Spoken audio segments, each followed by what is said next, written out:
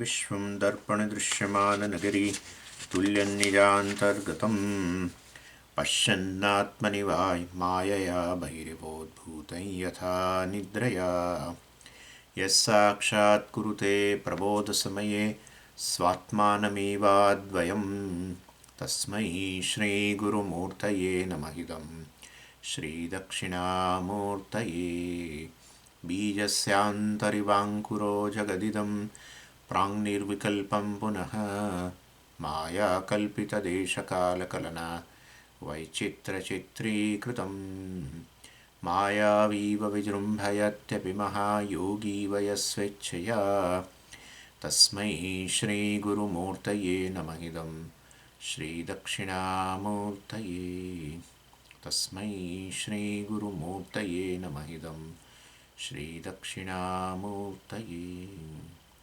ॐ सहना भवतु सहनौ भुनक्तु सह वीर्यङ्करवावहै तेजस्विनावधीतमस्तु मा विद्विषावहै। ॐ शान्तिः शान्तिः शान्तिः। सदाशिवसमारम्भां शङ्कराचार्यमध्यमाम् अस्मदाचार्यपर्यन्तां वन्दे गुरुपरम्पराम्।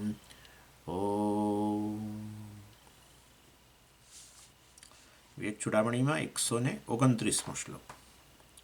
यः पश्यति स्वयं सर्वं यं न पश्यति कश्चन यश्चेतयति बुद्ध्यादि न तद्यं चेतयत्ययम्। એટલે અનાત્મા વિશે વિસ્તારથી વાત કર્યા પછી શંકરાચાર્યજીએ અનાત્મા વિશે વાત કરી, અર્થાત શરીરત્રય, ત્રણ શરીરો જે છે અનાત્મા છે. આવું કહેવાની એટલા માટે જરૂર પડે કે એમાં આત્મબુદ્ધિ છે. તો આત્મબુદ્ધિ છે તો છે, આત્મબુદ્ધિ છે તો છે જ, તો તમારે કહેવાની શું જરૂર છે કે આ આત્મા નથી, અનાત્મા છે એવું? કારણ કે એમાં અનાત્મામાં આત્મબુદ્ધિ કરવાને કારણે સંસાર છે ને, અને માટે ભય શોક બધી જ વસ્તુઓ છે. કારણ કે અનાત્માનો સ્વભાવ મારો સ્વભાવ બને છે. અનાત્મા જન્મ મૃત્યુવાળો તો હું જન્મ મૃત્યુવાળો, અનાત્મા બધી રીતે મર્યાદિત હું મર્યાદિત, અનાત્મ પરતંત્ર એટલે હું પરતંત્ર, આત્મા પરતંત્ર એટલે અને નડે છે આપણને પરતંત્રતા હજુ ક્યાંય જોઈતી નથી. એટલા માટે પછી કહેવામાં આવે છે કે તારું સ્વરૂપ ખરેખર આત્મા છે, ચૈતન્ય છે. માટે અનાત્મા આત્મા વિવેક કર, અનાત્માને આત્મા માની લીધો છે, અવિવેક કહેવાય એને. એટલે અનાત્માને અનાત્મા જાણ ને આત્માને આત્મા જાણ, આવું પૃથક્કરણ કર. વિવેક એટલે આવું પૃથક્કરણ. વિચ ધાતુ, વી પ્લસ વિચ ધાતુમાંથી બને છે વિવેક. પૃથક કરવું, ટુ સેપરેટ. એટલે આ રીતે કર. કેવી રીતે? એટલે બે વસ્તુ મને પણ બતાવો ને તો પછી હું ભેગું થઈ ગયેલું આપો મને, પછી હું કરું. અરે ભાઈ, એક તો તમે જ છો આત્મા, અને અનાત્મા જે છે વાસ્તવમાં એ તો એનાથી અભિન્ન જ છે. ખરેખર અનાત્મા નામની સ્વતંત્ર કોઈ બીજી વસ્તુ નથી જે આમ ભેગી થઈ હોય ને તમારે આમ છૂટું પાડવાનું હોય. એટલે અનાત્મામાંથી આત્મબુદ્ધિ કાઢો એમ, બસ એ પૃથક્કરણ થઈ ગયું. એટલે બધું ખાલી બુદ્ધિના સ્તરે, વિવેક બુદ્ધિમાં હોય. અહીંયા ભૌતિક રીતે છૂટું પાડવાનું નથી. અનાત્મા નામની અનાત્મા ભૌતિક હોવા છતાં સ્વતંત્ર નથી એમ કહેવાનો આશય છે. એટલે અને આત્મા તો અભૌતિક છે, હું જ છું. એટલે વળી છૂટું પાડવા માટે મારાથી પાછું છૂટું લાવવું પડે, પછી હું છૂટો કરનારો અને હું જ છૂટો પાડનારો, હું જ છૂટું પડનાર, આવું તો કંઈ હોતું છે. એટલે બુદ્ધિ કાઢો, અનાત્મામાંથી આત્મબુદ્ધિ દૂર કરો. અધ્યાસ થઈ ગયેલો છે. આત્મા તમે તમારી જાતને અનાત્મ જેટલા માનો છો, શરીર ત્રય માનો છો, ત્રણ શરીર, એમાંથી એ રીતે મુક્ત. એ પતિ ગયો. અનાત્મા વિશે વાત કરી અને બતાવ્યું કે આ જુઓ, આ તમે નથી. ત્રણેય શરીરો વિશે કહ્યું. પછી શંકરાચાર્યજીએ આ આત્મ વિષયની, આત્માના સ્વરૂપ વિશેની ચર્ચા શરૂ કરી, બહુ મહત્ત્વની. અને 126મા શ્લોકથી શરૂ કરી છે. આપણે એને 138મા શ્લોક સુધી ચાલશે. અત્યારે આપણે 128મો શ્લોક પતાવીને 129મા શ્લોકની અંદર છીએ.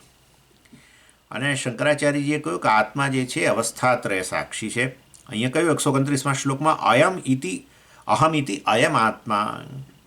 આત્મા જે છે વાસ્તવમાં એ અહમ જ છે, અને અહમ જ આત્મા છે.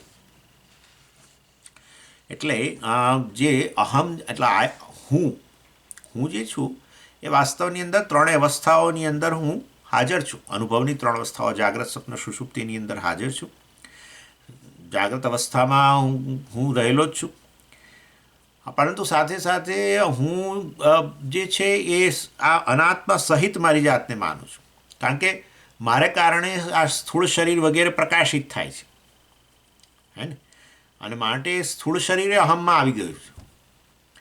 હું તો સ્વયં પ્રકાશ છું જ છું, માટે પ્રકાશી રહ્યો છું અહમ તો જાગ્રત અવસ્થા, પણ જોડે સ્થૂળ શરીરે પ્રકાશે છે. સ્થૂળ શરીર ઉછીના પ્રકાશથી પ્રકાશે છે, પણ પ્રકાશે છે એટલે મેં વળી અહમની સાથે એને પણ ઉમેરી દીધો. હું કેવળ સ્વયં પ્રકાશ ચૈતન્ય જ છું, છતાં પણ આને અંદર ઉમેરી દીધો. એવી રીતે સ્વપ્નાવસ્થાની અંદર પણ હું પ્રકાશી રહ્યો છું, પણ એમાં પેલું સ્વપ્ન જગતને ઉમેરી દીધું અથવા મનને ઉમેરી દીધું. મનનો થોડુંક સ્વપ્નાવસ્થામાં મન થોડું ઘણું તો જાગ્રત છે, મન થોડું પ્રકાશિત થઈ રહ્યું છે. જાગ્રત અવસ્થામાં સ્થૂળ શરીર પ્રકાશિત થાય છે, એને અહમમાં ઉમેરી દીધું. સ્વપ્ન અવસ્થાની અંદર મન પ્રકાશિત થઈ રહ્યું છે, અંતઃકરણનો કેટલોક ભાગ જેમાંથી આખું સ્વપ્ન જગત બને છે. બધી વાસનાઓ જ છે ને, બીજું શું છે? બહારનું કંઈ ખરેખર ભૌતિક વસ્તુઓ તો કોઈ છે જ નહીં, બધું વાસનામય જગત જ છે. આપણી ઇમ્પ્રેશન, વાસના એટલે બીજું કશું નહીં, આપણી ઇમ્પ્રેશનો, આપણી જૂના અનુભવોની જે ઇમ્પ્રેશનો છે બધી પડેલી છાપ, એ જ બધી આમાં વ્યક્ત થાય. એનું નામ સ્વપ્ન જગત, એટલે અંતઃકરણ જ. એટલે અંતઃકરણ પ્રકાશે છે ને હું પ્રકાશું સ્વપ્નમાં, એટલે અંતઃકરણને અહમ સાથે જોડી દીધું. જાગ્રતમાં સ્થૂળ શરીર વગેરે પ્રકાશ સામે જાગ્રતમાં મન ને બધું તો હોય જ, પણ આ તો છૂટું પાડવા માટે આપણે કહેવું પડશે ને કે જાગ્રત સ્વપ્ન વચ્ચે ભેદ, એટલે પછી સ્થૂળ શરીર પ્રકાશે છે એવું કહેવું પડે. સ્વપ્નમાં સ્થૂળ શરીર પ્રકાશતું નથી એ રીતે, એટલે આ પાછું નહીં તો આ પછી મુશ્કેલી થાય. સ્થૂળ શરીર પ્રકાશે છે જાગ્રતમાં, પણ મન નથી પ્રકાશતું. પ્રકાશે જ છે ને કોણ નાકે છે, પરંતુ ભેદ પાડવા માટે કહીએ છીએ. તો એટલે બધું પ્રકાશે છે જાગ્રતમાં, તો ઇન્દ્રિયોને, મનને, સ્થૂળ શરીરને બધું પ્રકાશે છે, અને બધાને ઉમેરી જ દીધેલું છે આપણે અહમની અંદર, ચેતનમાં આપણે ઉમેરી જ દીધેલું છે. એનીવે, એટલે આ થયું. એટલે મતલબ કે આ સ્થૂળ અને જાગ્રત અને સ્વપ્ન, અને વાસ્તવમાં સ્થૂળ શરીર વગેરે જો સ્વપ્નમાં ન પ્રકાશતું હોય તો પછી મારો સ્વભાવ ન હોય. હું પ્રકાશું પણ સ્થૂળ શરીર નથી પ્રકાશતું, તો પછી સ્થૂળ શરીર શા માટે તમારી જાતને કહો છો? તમે સ્થૂળ શરીરથી મુક્ત જ છો ને. એટલા માટે મેં કહ્યું કે જાગ્રતમાં સ્થૂળ શરીર પ્રકાશે છે, સપનામાં નથી પ્રકાશતું, સુષુપ્તિમાં નથી પ્રકાશતું. હું પ્રકાશું છું એના વગર, તો પછી સ્થૂળ શરીર મારો સ્વભાવ છે જ નહીં. અવિવેક થઈ ગયો. સ્થૂળ શરીર અનાત્મા છે, અને આવી રીતે આત્માનું સ્વરૂપ બતાવીને કહ્યું કે જુઓ આ તો અનાત્મા કહેવાય, આ પ્રકાશતું નથી સ્થૂળ શરીર, એના વગર તમે પ્રકાશો છો, મતલબ તમે સ્વતંત્ર છો સ્થૂળ શરીરથી, એમ કહ્યું. પછી સ્વપ્નની અંદર મન પ્રકાશે છે, તો મનને અહમમાં ઉમેરી દીધો, વાંધો નહીં. પાછું સુષુપ્તિમાં ગયા તો મને હવે નથી પ્રકાશતું, હવે હું પ્રકાશું છું ખાલી. હવે આ સ્થૂળ શરીર, સ્વપ્ન શરીર કશું નથી પ્રકાશતું, મતલબ સૂક્ષ્મ શરીર નથી પ્રકાશતું, તે પછી મારો સ્વભાવ જ નથી, એ તો અનાત્મા છે, હું નથી એવું. એટલે જે મારો સ્વભાવ હોય એ તો હંમેશા રહે. એટલે અગ્નિ જે છે, ઉષ્ણતા એ ગમે ત્યાં હોય, પણ ઉષ્ણતા તો હંમેશા રહેવાની જ છે. એટલે વાસ્તવની અંદર, એટલે કહ્યું ને આપણે, અગ્નિ ઘણીવાર હોય ને પ્રકાશ હોય અને ઉષ્ણતા હોય, બંને હોય. તમે ગેસ ચાલુ કરો તો ઉષ્ણતાએ હોય અને પ્રકાશે હોય, એટલે આપણને થાય પ્રકાશ અને ઉષ્ણતા બંને અગ્નિનો સ્વભાવ છે, સ્વરૂપ છે, અગ્નિનો આત્મા છે. ના, તપેલી ગરમ થાય એમાં ઉષ્ણતા છે, પણ એમાં પ્રકાશ નથી, એટલે પ્રકાશ એનો સ્વભાવ ન કહેવાય. સ્વભાવ એટલે એના વગર પેલી વસ્તુ હોય જ નહીં. ઉષ્ણતા વગર અગ્નિ નામની વસ્તુ જ ના હોય. અગ્નિ હોય, સમજી, ઠંડો અગ્નિ આજે મળ્યો એવું ના હોય, એટલે ઠંડો અગ્નિ કેવું હસવું આવે છે, ત્યાં બધું હસવું આવે છે, પણ અહીંયા કંઈ કહેવાય જ નથી બેસતું. અને પછી સ્થૂળ શરીર તમારી સાથે સાથે નથી પ્રકાશતું ત્રણેય અવસ્થામાં. તો તમે કહો કે હું સ્થૂળ શરીર છું. પણ એક અવસ્થામાં પ્રકાશ છે ને બાકી બે અવસ્થામાં નથી. પ્રકાશ એક જગ્યાએ છે અગ્નિ સાથે અને બીજી જગ્યાએ નથી, તો પછી પ્રકાશ એનો સ્વભાવ નથી. ઉષ્ણતા બધી જ જગ્યાએ છે, અહીંયા ત્યાં અત્યારે પછી બધી. અને ગમે તે શેનો સંપર્ક કરો, ઉષ્ણતા અગ્નિ સાથે રહેવાની જ છે, તો પછી એનો સ્વભાવ થઈ ગયો. એવી રીતે જાગ્રત સ્વપ્ન સુષુપ્તિની અંદર હું સદાય રહેલો જ છું. એનો હું સદાય રહેલો, હું રહેલો એટલે એક્ઝિસ્ટન્સ, અસ્તિત્વ. એટલે તમારું અસ્તિત્વ ત્રણેય અવસ્થામાં રહે છે. તમારા સિવાય બાકીની બધી વસ્તુનું અસ્તિત્વ અવર જવર કરે છે, હે ને. બાકી બધાનું અસ્તિત્વ જ દેખાતું નથી. ક્યારેક સ્થૂળ શરીરનું દેખાયું એકમાં, પછી બીજામાં ન દેખાયું, તો બીજામાં સૂક્ષ્મ શરીરનું અસ્તિત્વ દેખાયું, ત્રીજામાં ન દેખાયું પાછું. જે પણ હું તો રહેલો જ છું ત્રણે. એટલે એનો અર્થ થયો કે અસ્તિત્વ મારું સ્વભાવ છે. કારણ કે હું સદાય રહેલો છું, તો પછી અસ્તિત્વ તમારો સ્વભાવ થઈ ગયો. તમને એને સત્ય કહેવાય, જેનો બાદ જ ના થઈ શક્યો. ગમે તે અનુભવ થાય, લૌકિક, અલૌકિક, પારલૌકિક, જે તમારે કહેવું હોય કહો, હું તો ખરો જ. અનુભવ થયો એટલે આપોઆપ પેલો કહે નહીં વ્યક્તિ અનુભવ થયો, પણ ગણિત લે કે કોને અનુભવ થયો? મને મને મને એટલે હું તો રહેવાનો જ છું. ગમે તે અનુભવ થાય, કલ્પના કરો, મનોરાજ્ય ગમે તે કરો ને, કોઈ પણ અનુભવમાં તમે તો ચાલુ રહેવાના જ છે. બે અનુભવો, આ અનુભવમાં તમે હતા અને આ અનુભવમાં હતા, એટલે વાસ્તવમાં બધા અનુભવોને સાંકળતી ચેન તમે છો. સદાય છો મતલબ શું? સત્યમ. સત્યમ, જેનું બાદ જ નથી શકે. અને મને અનુભવ થયો, મેં અનુભવ કર્યો, આનો મેં અનુભવ કર્યો, આનો મેં અનુભવ કર્યો, આનો મેં અનુભવ કર્યો, તો તમે ચેતન છો. એટલે એ બદલાતું જ નથી. હું અનુભવ કરું છું, અર્થાત હું ચેતન છું, અને મેં ઘડાનો અનુભવ કર્યો, હું ચેતન છું સ્વર્ગનો અનુભવ કર્યો, હું ચેતન છું ને દરિયાનો અનુભવ કર્યો, હું ચેતન છું ને ફલાણાનો અનુભવ કર્યો, હું ચેતન છું ને સ્વપ્ન જગતનો અનુભવ કર્યો, હું ચેતન છું અને અંધકારનો અનુભવ કર્યો ને અભાવનો અનુભવ કર્યો ને સુષુપ્તિ. મેં અભાવનો અનુભવ કર્યો, મેં ભાવનો અનુભવ કર્યો, મેં ફલાણાનો અનુભવ કર્યો. એ તો તમે અનુભવ કરનારા તમે ચેતન જ તમે હોવા જોઈએ. ચેતનતા તમને છોડીને જ જતી, અને તમે સદાય છો માટે અસ્તિત્વ તમને છોડીને જ જતું. તો તમે સચ્ચિત થઈ ગયા કે નહીં? અને એ સચ્ચિત કેવું છે? કેટલું છે? કેટલું માપ છે? હા, આ રહ્યો ને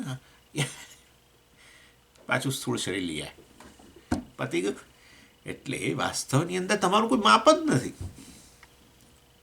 જુઓ, સુષુપ્તિમાં કેટલું માપ છે તમારું. આ સ્થૂળ શરીર, સૂક્ષ્મ શરીર કશું નહોતું ને એને અહમ કહેવાનું છોડી દીધું, કારણ કે એ પ્રકાશતા જ નથી. પ્રકાશે તો તરત અહમ કહી દઈએ એને. જેવા જાગ્રતમાં પ્રકાશ્યું બધાને અહમ કહી દીધું. હું સ્વયં પ્રકાશને બધું ઉછીના પ્રકાશથી પ્રકાશે, પણ તોય ઉછીનું એટલે મારા પ્રકાશથી, પણ તોય પ્રકાશ્યા માત્રથી અજ્ઞાનને કારણે, મારા સ્વરૂપના અજ્ઞાન કારણે એને અહમમાં જોડી દીધું. હવે કોઈ નથી પ્રકાશતા, તમે પ્રકાશો છો.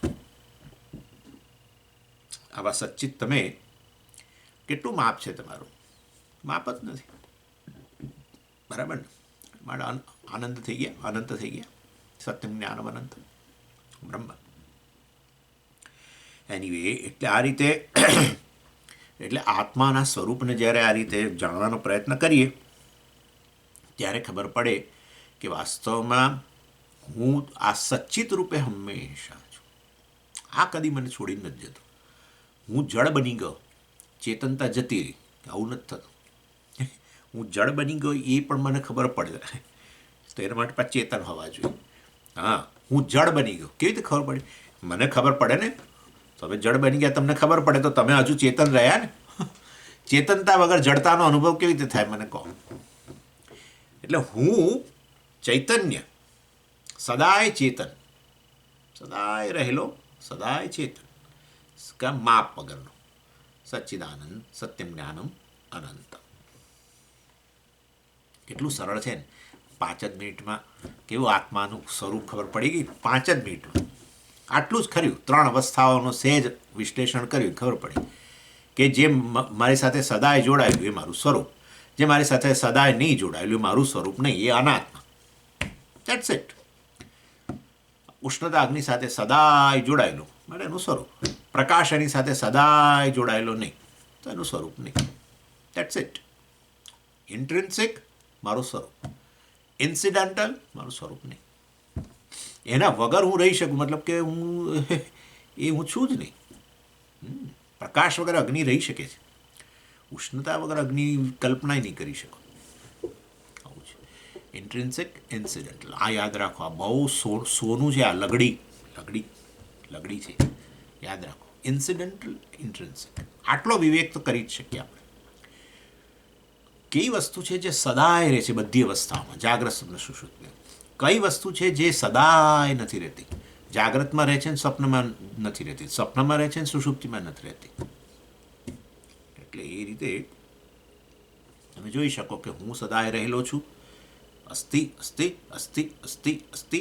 અસ્તિત્વ મારું સ્વરૂપ, સત્યમ. બાદ ન થઈ શકે. બધાનો બાદ થાય. જેનો અનુભવ કરો એનો બાદ થાય. એવા અનુભવ કરનારો ચૈતન્યનો બાદ થતો જ નથી. કશાનો અનુભવ નથી થતો એવું કહેનારો પાછું હું જ છું. એટલે મતલબ કે અભાવનો અનુભવ કરનારો, એટલે અર્થાત આ વાસ્તવમાં ચૈતન્ય છે.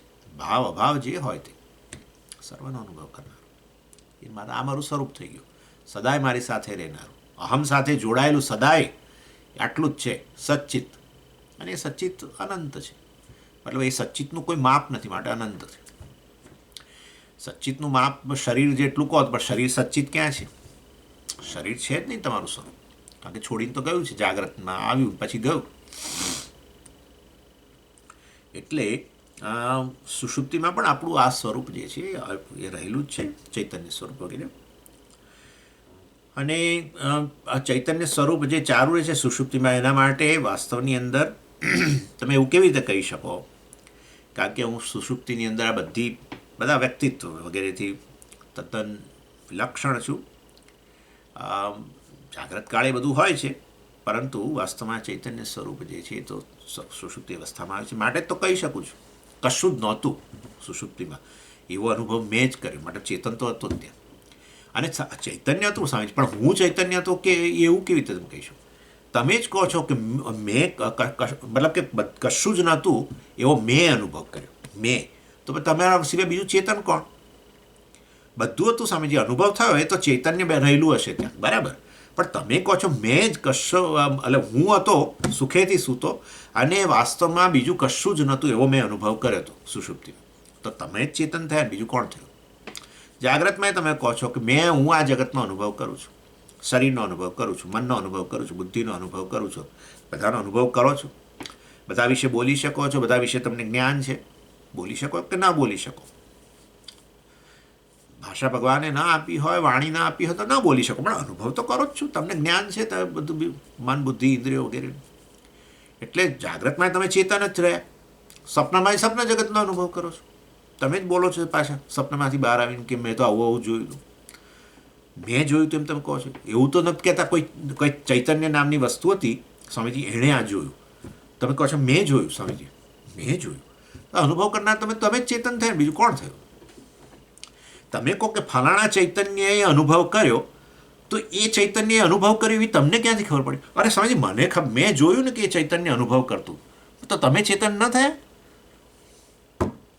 ચૈતન્ય અનુભવ કર્યો એવું તમને અનુભવ થયો, તો એ ચૈતન્યએ અનુભવ કર્યો એ જડ થઈ ગયું. એટલે અહમને ને ચૈતન્યને તમે છૂટા જ નહીં પાડી શકો. અહમનો અર્થ જ આત્મા છે. એ કહે છે અહમિતિ અયમ આત્મા. કેટલું સરસ કહ્યું. અયમ આત્મા બ્રહ્મ. અહમિતિ અયમ આત્મા. આ અહમ સિવાય બીજો ક્યાંય તમે શોધશો નહીં આત્માને. આ સચ્ચિદાનંદને ક્યાંય ન શોધશો. ખાલી તમારી 3 અવસ્થાઓનું 5 મિનિટ બેસીને વિશ્લેષણ કરો, કોફી પીતા પીતા, ઓકે, ટોસ્ટ ખાતા ખાતા. અહમિતિ અયમ આત્મા. આઈ ફર્સ્ટ પર્સન સિંગ્યુલર. એ જે છે એ જ વાસ્તવમાં ચૈતન્ય છે. સકલમ વિજાનાતિ. સકલમ વિજાનાતિ, બધું જ જાણે છે, બધા જ અનુભવોમાં રહેલો છે, બધા જ અનુભવો એને જ થાય છે. વિજાનાતિ. હવે વિજાનાતિ આવ્યું એટલે પછી પાછું વર્બ, ક્રિયાપદ આવ્યું. ક્રિયાપદ હોય ત્યાં 3 વસ્તુ હોય. કઈ 3 વસ્તુ હોય? એટલે કે છે વાસ્તવની અંદર કંઈક બદલાવ હોય, કંઈક ક્રિયાપદ એટલે ક્રિયા રહેલી હોય, કંઈક બદલાવ હોય, ક્રિયા બદલાતી જ રહે ને. અત્યારે આ ક્રિયા, પછી બીજી ક્રિયા, પછી ત્રીજી ક્રિયા, પછી ચોથી ક્રિયા. અને ક્રિયા કરો તો સંકલ્પ તો હોય જ. ચલો ચા પીવું, પછી ઊભા થાવ, ના કરો ને તે કરો, ચલો આમ કરો, ચલો ચાલવા જવું. સંકલ્પ, ક્રિયા અને બદલાવ. કર્મ માત્ર બદલાવ, સતત બદલાવ થતો જ રહે, ચેન્જ, વિકાર રહેવાનો જ છે. તો આત્મા વિજાનાતી, આત્મા બધું જાણે છે. ક્રિયાપદ વિજાનાતી, આત્મા બધું જાણે છે એટલે આત્મા જાણવાની ક્રિયા કરે છે. આત્મા એ બધું જાણવાની ક્રિયા કરે પહેલાં સંકલ્પ કરે છે. ચલો હવે જાગ્રતનો અનુભવ કરો, ચલો સપનાનો અનુભવ કરો, ચાલો આવું કરે છે.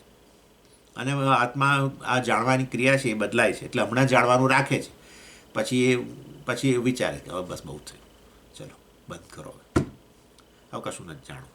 અરે પણ સપના જગત આવ્યું, મારે નથી જાણવું, એને મારે અનુભવ નથી કરવો, એનું મન બદલી ગયું. આવું જ કરીએ છીએ ને આપણે. એટલે એ ક્રિયા કરીએ, ક્યારેક આપણે ચાલવા જઈએ, ક્યારેક પછી નથી જવું, હવે આજે જવા દો. સંકલ્પ, વિકાર અને ક્રિયા આ બધું હોય એટલે આત્મા વિજાનાતી તમે કહો છો, પછી આ બધું ખરેખર એનામાં આ પ્રકારનું છે. આત્માની જાણવાની ક્રિયા થઈ રહી છે. ના ના ના ભાઈ, આત્મા તો બસ સ્વયં પ્રકાશ છે, એની હાજરી માત્રથી બધું જણાઈ જાય છે. આમ છે ને, આત્માની આજુબાજુ છે બધું, આત્માની આજુબાજુ રહેલું છે.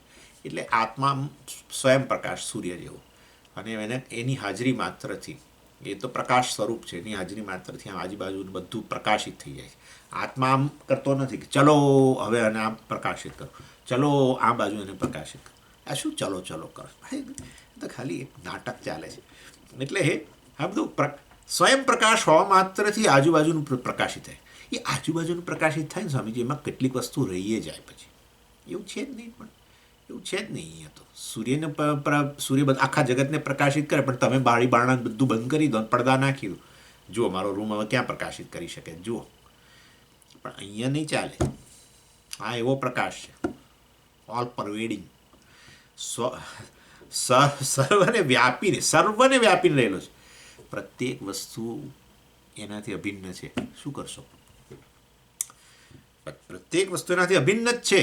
જેવી રીતે પેલું તરંગ જળથી અભિન્ન જ છે. કશું થઈ શકશે જ નહીં, કશું થઈ શકશે નહીં. આખા જગતને પ્રકાશિત કરે છે. આખું જગત જે છે એની હાજરી માત્રથી પ્રકાશિત થાય છે, એવું કહેવાનું. અને આપણે ઉદાહરણ મેં તમને આપ્યું હતું, અને એ અહીંયા સૂર્યનું ઉદાહરણ પણ કંઈક અંશાલ લગાડવાનું. સૂર્યનું ઉદાહરણ આપ્યું સ્વામીજી, પણ સૂર્યનો પ્રકાશ અત્યારે આ પૃથ્વીના આ ભાગમાં છે, પેલી બાજુ તો અંધકાર છે, ત્યાં તો અંધારું છે અત્યારે સ્વામીજી. અત્યારે ઘણા પૃથ્વીના કેટલાક દેશોમાં અત્યારે અંધારું હશે. એટલે આવું બધું ઇન શોર્ટ કહેવાનો આશય એવો છે, સર્વને વ્યાપી રહેલો છે. સર્વ વસ્તુ એનાથી અભિન્ન છે. તરંગ જેમ જળથી અભિન્ન હોય એવી રીતે સમગ્ર જગત આત્માથી અભિન્ન છે, અને આત્મા સ્વયં પ્રકાશ છે, માટે આખું જગત એનાથી પ્રકાશિત થઈ રહ્યું છે. જગત છે, ભાસે છે, બસ એટલામાં એ વાસ્તવમાં આત્માને કારણે છે. એટલે વિજાનાતી અહીંયા ક્રિયાપદ આ રીતે ગણવાનું. ખરેખર પ્રકાશિત કરવાનો સંકલ્પ કે કર્મ, એ પ્રકારની ક્રિયા કે બદલાવ, અત્યારે કરવું પછી ન કરવું, એવું કશું જ નથી. એ સ્વયં પ્રકાશ હોવા માત્રથી જગત પ્રકાશ. અને એ વસ્તુ જરા જુદી ભાષામાં પછી એમણે કહી કે આ ત્રણેય અવસ્થાઓ છે શું? એટલે કે છે જે આ પ્રકાશે છે આત્માના કારણે, આ જાગ્રત સ્વપ્ન સુષુપ્તિ બધી અવસ્થાઓ જે પ્રકાશે છે શું? એટલે કે છે બુદ્ધિ તદ્વૃત્તિ સદ્ભાવમ. એટલે અહીંયા કે છે બુદ્ધિ તદ્વૃત્તિ સદ્ભાવમ, બુદ્ધિ તદ્વૃત્તિ તદઅભાવમ. એમના બધી ત્રણેય અવસ્થા આવી ગઈ. એટલે કહ્યું કે સ્વામીજી આ શ્લોક તો જોઈ ગયા છે. હા, પણ 15 દિવસ થઈ ગયા ને, એને બહુ મહત્વનો છે એટલે મેં ફરી જરા થોડોક એને.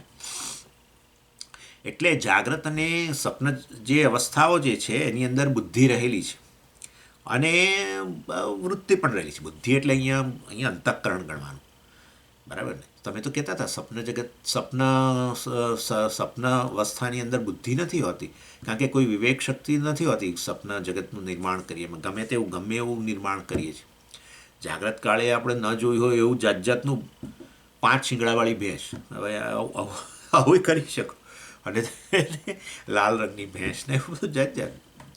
તો સારું છે. નહીં તો ભેંસ દૂધ ના આપે ને પાડો દૂધ આપે, એવું કંઈક જોઈએ. કશું કહેવાય નહીં. સ્વપ્નમાં શું થાય એ ન ખબર પડે. જાગ્રત કાળે પેલું બુદ્ધિ રહેલી હોય, વિવેક શક્તિ. આવું ના હોય, એમ આવું ના હોય વગેરે. બહુ વિવેક કરીએ, સ્વપ્નમાં ન હોય. તો આ તો કહે છે કે 2 અવસ્થાની અંદર બુદ્ધિ અને એની વૃત્તિ રહેલી છે. આ શંકરાચાર્યજી કહે છે. એટલે અહીં બુદ્ધિનો અર્થ અંતઃકરણ કરવાનો. જાગ્રત કાળે અંતઃકરણ છે અને સ્વપ્નાવસ્થામાં અંતઃકરણ છે. આવું કરતા રહ્યા લોકો આચાર્યો, કારણ કે એમને તો છંદમાં બેસાડવા હોય ને, તો બધા શ્લોકો છે એટલે અંતઃકરણ એવડો મોટો શબ્દ વાપરે તો છંદ ના બેસે, તો પછી અંતઃકરણને બદલે બુદ્ધિ શબ્દ વાપરી દે. એટલે કોન્ટેક્સ્ટ, સંદર્ભને આધારે જ શબ્દનો અર્થ થાય. જો શબ્દનો અર્થ તમે પકડી જ લીધો અને એ જ અર્થ બધે લગાડવા ગયા તો શાસ્ત્રમાં જેટલો વિરોધાભાસ ક્યાંય તમને નહીં દેખાય, દુનિયામાં નહીં દેખાય એટલો વિરોધાભાસ દેખાશે અહીંયા. એટલે તો આચાર્યોની જરૂર. એટલે આપણે કહીએ સંપ્રદાય દ્વારા સંપ્રદાયના આચાર્યો આટલું જ કરે, યોગ્ય સંદર્ભમાં યોગ્ય અર્થ પ્રદાન કરીને શાસ્ત્રની જે સર્વગ્રાહી દ્રષ્ટિ છે એને જરા પણ અસર ન પહોંચે એ રીતે શબ્દનો અર્થ તમને સમજાવે સંદર્ભમાં. એનું નામ જ સંપ્રદાયના આચાર્ય. આત્મા શબ્દ આવ્યો એટલે બસ સચ્ચિદાનંદ, જ્યાં આવ્યો ત્યાં બસ. ઉદ્ધરેત આત્મના આત્માનમ ન આત્માનમ અવસાદયેત. આત્માથી ઉદ્ધાર કરો. એ આત્માનો ઉદ્ધાર કરવાની કંઈ જરૂર છે? આત્મા તો પરમાત્મા છે, સચ્ચિદાનંદ છે. એનો વળી ઉદ્ધાર કેવો હોય? અરે પણ કોણ કહે છે કે આત્મા શબ્દનો અર્થ સચ્ચિદાનંદ કરો? તમે અરે તમે જ તો કહો છો સ્વામીજી, પણ મારે અહીંયા આત્મા શબ્દનો અર્થ સચ્ચિદાનંદ નથી કરવાનો. જ્યારે ભગવાન આવું કે આત્માનો આત્માથી ઉદ્ધાર કરો, ત્યારે પછી બીજો અર્થ કરવો પડે ને. સંદર્ભ અહીંયા ઉદ્ધરેત કહે છે, ઉદ્ધાર કરો, તો પછી આ અહીંયા સચ્ચિદાનંદ ન લઈ શકાય. એટલે આ રીતે ભાષ્યકાર ને બધા લોકો આપણને સમજાવે, જો અહીંયા આત્મા શબ્દનો અર્થ આવો થાય. પણ એવું કેમ કરવો પડે? શરીર મન બુદ્ધિ અહીંયા કેમ કરો છો? શરીર મન બુદ્ધિનો ઉદ્ધાર કરતા તેને એ સાધનને જરા વ્યવસ્થિત બનાવો, રિફાઇન કરો એમ. એનીવે, પણ કહેવાનો આશય એવો છે કે અને આત્મા કહો છો. એક જણ મને કહે છે કે સ્વામીજી આત્મા શબ્દનો શરીરમાં બુદ્ધિ કરો છો તમે, તો વાસ્તવની અંદર પછી તો ગમે તે શબ્દનો ગમે તે અર્થ કરી શકો, એનો અર્થ એવો થયો. એટલે એવું નથી. પણ અને આત્મા કહો છો કે નથી કહેતા શરીરમાં બુદ્ધિ? કહીએ જ છે ને, બસ. તો પછી એટલે અહીંયા વાસ્તવમાં એ રીતે કહ્યું છે, આત્માથી ઉદ્ધાર કરો વગેરે. અર્થાત પોતાનાથી ઉદ્ધાર કરો, એટલે કે પોતાના શરીરમાં બુદ્ધિ જે છે એને જરા વ્યવસ્થિત બનાવો અને ઇન્ટિગ્રેશન, અર્થાત એમાં જરા હાર્મની ઊભી કરો, એમ સંવાદિતતા ઊભી કરો. એટલે એ રીતે, કારણ કે એ સાધન છે જ્ઞાનનું ને, એટલે વગેરે વગેરે. ચાલો, એટલે મારો કહેવાનો આશય એવો છે, અહીંયા બુદ્ધિનો અર્થ તમારે અંતઃકરણ ગણી લેવાનો. બુદ્ધિ તદ્વૃત્તિ સદભાવમ, આ 2 અવસ્થાઓ જે છે એમાં બુદ્ધિ અને એની વૃત્તિ બંને રહેલી હોય છે. સુષુપ્તિમાં શું છે? તદ અભાવમ, લો તરત. એટલે આ બુદ્ધિ અને બુદ્ધિવૃત્તિ જે છે એની ગેરહાજરીઓ છે સુષુપ્તિમાં. બુદ્ધિ એ નથી ને બુદ્ધિવૃત્તિ એ નથી. એટલે આ રીતે આ 3 અવસ્થાઓ જે છે એની અહીંયા વાત કરી. પણ અહીંયા આ બુદ્ધિવૃત્તિ જે છે જાગ્રત અને સ્વપ્નમાં, બુદ્ધિ તો બરાબર છે, પણ બુદ્ધિવૃત્તિ રહેલી છે એવું કેવી રીતે કહી શકો? એટલે કે છે કે આ બુદ્ધિવૃત્તિ જે છે એના વગર તો અનુભવ જ ન થાય. કોઈ આપણા અંતઃકરણની અંદર જો વૃત્તિ ઉત્પન્ન ન થાય તો બાહ્ય વિષય જે છે એનો અનુભવ જ ન થાય. એટલે વાસ્તવમાં જે પ્રકારનું બાહ્ય જગત છે એના આકારની વૃત્તિ તો ઉત્પન્ન થવી જ જોઈએ, નહીં તો થાય જ નહીં. એની દાખલા તરીકે હું આ શબ્દો બોલી રહ્યો છું, તો એ શબ્દો તમારી પાસે પહોંચે છે તો શબ્દાકાર વૃત્તિ ઉત્પન્ન થાય છે તો જ. હું અહીંયા બોલી રહ્યો હોઉં પણ તમારું મન બીજે હોય, બીજી વિષયોના આકારની વૃત્તિ ઉત્પન્ન થઈ હોય, તો પછી મારા શબ્દો હું બોલી રહ્યો છું પણ તમારા માટે તો હાજર જ નથી. એટલે બુદ્ધિ તો બરાબર છે, અંતઃકરણ તો હાજર છે જ જાગ્રત અવસ્થા. અંતઃકરણની વૃત્તિઓ જોઈએ તો પછી એ તમારો અનુભવનો વિષય બને વાસ્તવની અંદર. એટલે આ તો શબ્દની મેં વાત કરી. દાખલા એટલે આ શબ્દો બોલું છું તો આ બધા જ શબ્દોની વૃત્તિ ઉત્પન્ન થાય. આના આકારની વૃત્તિ, શબ્દાકાર વૃત્તિ, શબ્દો એ વૃત્તિ, બોલું એની વૃત્તિ, છું એની વૃત્તિ, તો આખું સંભળાય છે ને. તમે આખું સાંભળો છો ને, આ શબ્દો બોલું છું, ચારે ચાર શબ્દો તમે સાંભળો છો તો એનો અર્થ એવો થયો ચારે ચાર શબ્દોના આકારની વૃત્તિ ઉત્પન્ન થાય છે. જે શબ્દ વચ્ચેથી તમે મિસ થયો એની વૃત્તિ ઉત્પન્ન ન થઈ. એટલે ઘણીવાર એવું બને છે હું બોલતો રહું પણ વચ્ચેના શબ્દો કેટલાક તમે ના સાંભળે, કારણ કે તમારા મનની અંદર બીજી વૃત્તિ ઉત્પન્ન થઈ, બહારના કોઈ બીજા જગતના કોઈ વિષયની.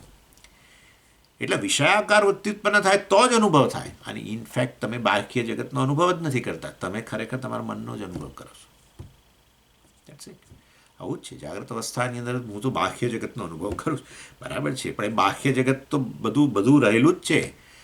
સ્વામીના શબ્દોય રહેલા છે, બધું રહેલું છે આજુબાજુ, પણ ઘણીવાર આપણું મન બીજે હોય તો બહારની વસ્તુ દેખાય નહીં, બહારની વસ્તુ સંભળાય નહીં. ઇવન ઘણીવાર આપણું મન કંઈ બીજે હોય તો આપણે એવી જગ્યાએ બેઠા હોઈએ ઉષ્ણ જગત, મતલબ કે ગરમ હોય, આપણે ખબર જ ન પડે. પછી પાછું આપણું એકદમ મન આપણું ધ્યાન આવે, હો આ નીચે તો બહુ ગરમ લાગે છે. એટલે એનો અર્થ એવો થયો કે તમે બાહ્ય જગતનો અનુભવ નથી કરતા, બાહ્ય જગતના આકારની જે મનમાં વૃત્તિ ઉત્પન્ન થઈ એને પ્રકાશિત કરો છો, એનો અનુભવ કરો છો.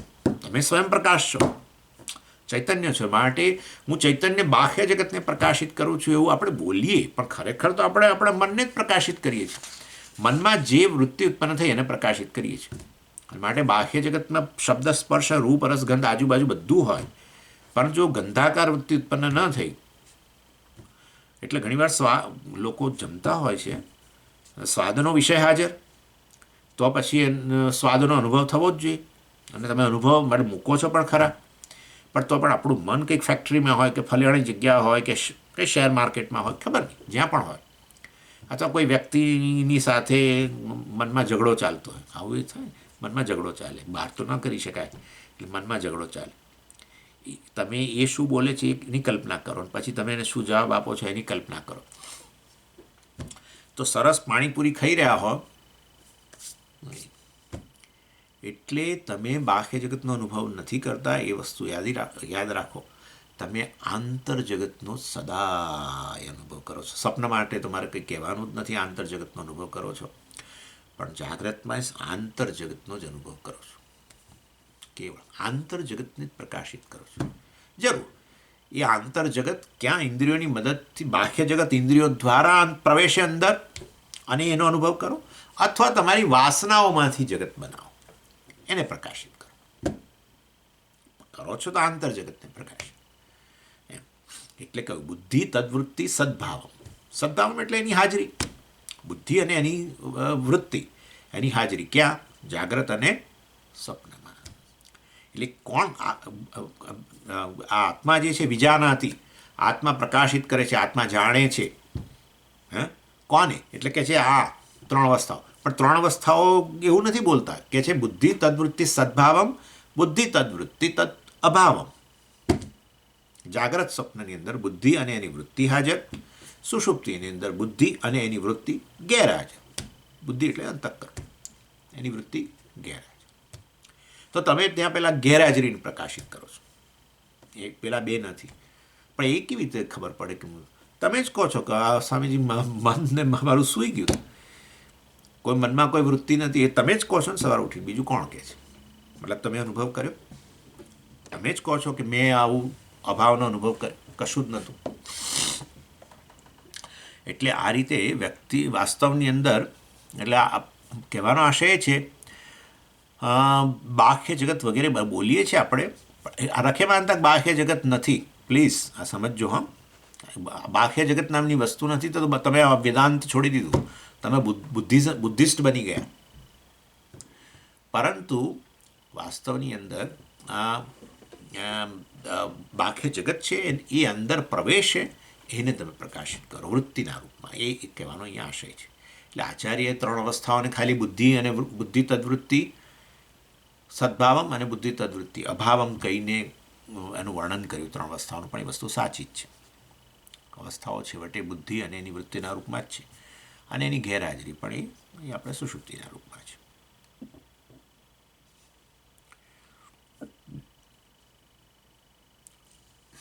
એનીવે, એટલે વાસ્તવમાં આત્મા વિજાનાતી, આ આત્મા એને પ્રકાશિત કરે છે, જાગ્રત સ્વપ્ન સુષુપ્તિને પ્રકાશિત કરે છે, જે બુદ્ધિ અને બુદ્ધિવૃત્તિના રૂપમાં છે. ખાલી બુદ્ધિ કહો ને બુદ્ધિવૃત્તિ કેમ કહો છો? અરે ભાઈ, જાગ્રતની અંદર અંતઃકરણ તો હોય, પરંતુ વૃત્તિ જોઈએ ને. વૃત્તિ વગર તો પ્રકાશિત થવાનું જ નથી જગત અવસ્થા. જાગ્રત જગત એટલે આ બાહ્ય જગત વગેરે જે છે એ પ્રકાશિત થાય છે. અંતઃકરણ હોય તમારું, પણ વૃત્તિ જોઈએ, માટે અંતઃકરણ વૃત્તિ બંને કહેવું પડે. એટલે જે કંઈ છે એ વાસ્તવમાં બધાને એ પ્રકાશિત કરે છે. વિજાનાથી, આત્મા વિજાનાથી પ્રકાશિત કરે છે. ચાલો આગળ. યઃ પશ્યતિ સ્વયં સર્વં યમ ન પશ્યતિ કશ્ચન યશ્ચેતયતિ બુદ્ધ્યાદિ ન તદ્યમ ચેતયત્યયમ. એટલે કે છે અહીંયા, એટલે આત્માની જે વ્યાખ્યા છે એ ચાલુ રાખે છે. અયમ, અયમ એટલે આ ચૈતન્ય જે આત્માના રૂપમાં રહેલું છે. અયમ શબ્દ આવે ને એટલે શાસ્ત્રમાં અયમ શબ્દ આવે એટલે સિદ્ધનો અર્થ હું કરી દેવાનો, આત્મા કરી દેવાનો, બસ ચૈતન્ય કરી દેવાનું. શુદ્ધ ચૈતન્ય, શુદ્ધ કહેવું પડે ને, કારણ કે પેલું ઉમેરીએ છીએ ને, અને આત્માનું ઉમેરીને ભેળસેળ કરીએ છીએ. એટલે અયમ શબ્દ, અયમાત્મા બ્રહ્મ, અયમનો અર્થ થાય આમ તો આ એટલે જે અપરોક્ષ છે, સ્વયં પ્રકાશ હોવાને કારણે પરોક્ષ રહી જ ના શકે ને. પરોક્ષ એ વસ્તુ હોય જેને પ્રકાશિત કરવી પડે તો તમે, એટલે અત્યારે મેં કહું ને તમને, કેમ દાખલા તરીકે આપણો અમદાવાદનો આશ્રમ છે મારા માટે અત્યારે પરોક્ષ કહેવાય. કેમ? કારણ કે હું જ્યારે જાઉં અને મારી આંખથી એને પ્રકાશિત કરું ત્યારે મારે એને પ્રત્યક્ષ કહેવાય. એટલે અત્યારે તો મારા માટે પરોક્ષ થઈ ગયું. એનો અર્થ કે આ બધું જે છે વાસ્તવમાં જગત વગેરે જે છે એ તો આ પ્રકારનું છે કે જે પ્રમાણોથી પ્રકાશિત થાય. પ્રમાણ એટલે બધી આપણે ઇન્દ્રિયો વગેરે કે મન. જ્યારે સ્વયં પ્રકાશ એટલે શું? જેને કોઈ પ્રમાણથી પ્રકાશિત કરવાની જરૂર જ નથી. જેને પ્રકાશિત કરવાની જરૂર ના હોય એને સ્વયં પ્રકાશ કહેવાય, નહીં તો છે ને. ચાલો પ્રમાણો શબ્દ બાજુએ રાખો. પ્રમાણોથી પ્રકાશિત થાય, પ્રમાણ એટલે જ્ઞાનના સાધનોથી વસ્તુ આપણે જાણીએ, પ્રકાશિત થાય એટલે એને જાણીએ. બીજું શું? પ્રકાશિત થાય એટલે કે એવું પેલો સૂર્ય જેવું નહીં ગણવાનું અહીંયા, અર્থাৎ એનું જ્ઞાન થાય, એનો અનુભવ થાય. એટલે આત્મા જે છે વાસ્તવની અંદર સ્વયં પ્રકાશ એટલે મતલબ કે એને પ્રકાશિત કરવાની જરૂર નથી એમ. એટલે કે જ્ઞાનના સાધનો વાપરવાની જરૂર નથી. એવો આત્મા જે છે એ જ વાસ્તવમાં અયમ શબ્દનો અર્થ છે. અયમ એટલે આ એટલે જે અપરોક્ષ. અપરોક્ષ એટલે જેને પ્રમાણ વગર પ્રકાશિત થઈ રહ્યો છે. પ્રમાણોથી પ્રકાશિત કરવાની જરૂર નથી. સૂર્યને પ્રકાશિત કરવાની જરૂર નથી. હે ને? સૂર્યને પ્રકાશિત કરવા માટે કયું પ્રમાણ? એટલે પ્રમાણ એટલે કયું? ટોર્ચ. કઈ પ્રકાશિત કરવાનું સાધન લાવશો? કઈ જરૂર નથી. એવું આત્મા એવો છે, સદાય પ્રકાશિત, સદાય. એટલે સદાય અનુભવ થતો જ રહેશે. જગતના વિષયોનો અનુભવ અત્યારે આનો થાય ને પછી પેલાનો થયો ને પછી પેલાનો થયો ને, પણ આત્મા જે સ્વયં પ્રકાશ એનો તો અનુભવ સદાય થવાનો છે. એટલે આપણા અમદાવાદના આશ્રમનો અત્યારે મને અનુભવ નથી, એ તો પછી જ્યારે સંપર્ક થાય ઇન્દ્રિયથી ત્યારે અનુભવ થશે. પરોક્ષ રીતે કહેવું તો કહો કે આ પરોક્ષ રીતે સ્વામીજી અનુભવે તો કહો, પણ કહેવાનો આશય કે પ્રત્યક્ષ પરોક્ષ કંઈક તો સાધન તો વાપરવું પડશે ને આ આશ્રમને પ્રકાશિત કરવા માટે. હે ને? છેવટે મનમાં પ્રકાશિત થયો ત્યારે પરોક્ષ રીતે, અને જવું ત્યાં તો ઇન્દ્રિયોથી પ્રકાશિત થયો. પણ જ્ઞાનનું સાધન તો વાપરવું જ પડે ને આશ્રમને પ્રકાશિત કરવા માટે. આત્મા માટે કોઈ સાધન જ વાપરવાની જરૂર નથી. સ્વયં પ્રકાશ, બસ. પ્રકાશિત કરવાની જરૂર જ નહીં. એટલે કે કોઈ પ્રમાણો વગર પ્રકાશિત થાય એને અપરોક્ષ કહેવાય. ઇમિજિએટ, અર્થાત જેનો સદાય અનુભવ થાય છે એવું ગણો. જે પ્રત્યક્ષથી કે ઇન્દ્રિયોથી કે મનથી પ્રકાશિત થતો હોય એ વસ્તુ વાસ્તવની અંદર અપરોક્ષ ન હોય. ક્યારેક પરોક્ષ એટલે મતલબ કે અત્યારે દૂર છે, પ્રત્યક્ષ એટલે જે નજીક છે, ઇન્દ્રિયનો સંપર્ક કરી શકાય છે. પણ વાસ્તવની અંદર આત્મા જે છે એ તો કેવો છે, યહ સ્વયં સર્વમ પશ્યતિ. જુઓ, યહ સ્વયં સર્વમ પશ્યતિ. ચૈતન્ય કે આત્મા હું વાસ્તવની અંદર બધી જ વસ્તુઓને પ્રકાશિત કરું છું જ્ઞાનના સાધન વગર. કોઈ જ્ઞાનના સાધન વગર હું સમગ્ર જગતને પ્રકાશિત કરું છું. જ્યારે મનને જો જાણવું હોય બાહ્ય જગતનો વિષય તો એણે જે તે ઇન્દ્રિયનો સહારો લેવો પડે. પણ હું તો વાસ્તવની અંદર સ્વયં સર્વમ પશ્યતિ. હું તો બધી જ વસ્તુઓનો સ્વયં પ્રકાશ હોવાને કારણે જ્ઞાનના સાધનોની મારે જરૂર નથી. હું સ્વયં પ્રકાશિત હોવાને કારણે બધી જ વસ્તુઓને પ્રકાશિત કરું છું. દાખલા તરીકે મારે જો કંઈક સાંભળવું હોય તો મને જે છે વાસ્તવની અંદર એ આ કાન વગેરેનો ઉપયોગ કરવો પડે. કંઈક જોવું હોય તો પછી એ પ્રમાણે આંખનો ઉપયોગ કરવો પડે. એટલે વાસ્તવમાં જે આપણને જ્ઞાન થાય છે શબ્દ સ્પર્શ રૂપ રસ ગંધનું, એ જે તે પ્રકારના સાધનોનો ઉપયોગ કરીને થતું હોય છે. પણ આ ચૈતન્યનો મહિમા એવો છે કે ચૈતન્ય જે છે એ મનની અંદર જે પણ થઈ રહ્યું હોય એ બધું વાસ્તવમાં એને પ્રકાશિત કરે છે. અને બધું થાય છે મનમાં જ. મેં તમને કહી દીધું, બાહ્ય જગતે ક્યાં આવે છે? મનમાં જ. મનમાં વૃત્તિ ઉત્પન્ન થવી જોઈએ. અને મનની વૃત્તિને પ્રકાશિત કરવા માટે અને આત્માને કોઈ બીજું જરૂર નથી. ઉભારો મનમાં કઈ વૃત્તિ આવી છે? અત્યારે છે ને એ રૂપાકાર વૃત્તિ આવી રહી છે, અથવા શબ્દાકાર. ચાલો, મનમાં અત્યારે શબ્દાકાર વૃત્તિ આવી છે. ઉભારો હું કાનને બોલો, કાનની મારે જરૂર પડશે. કોણ? આત્મા કહે છે ના, મનને જરૂર છે. મનને જે તે શબ્દાકાર વૃત્તિ ઉત્પન્ન કરવા માટે એણે આ કાનનો સહારો લેવો પડે.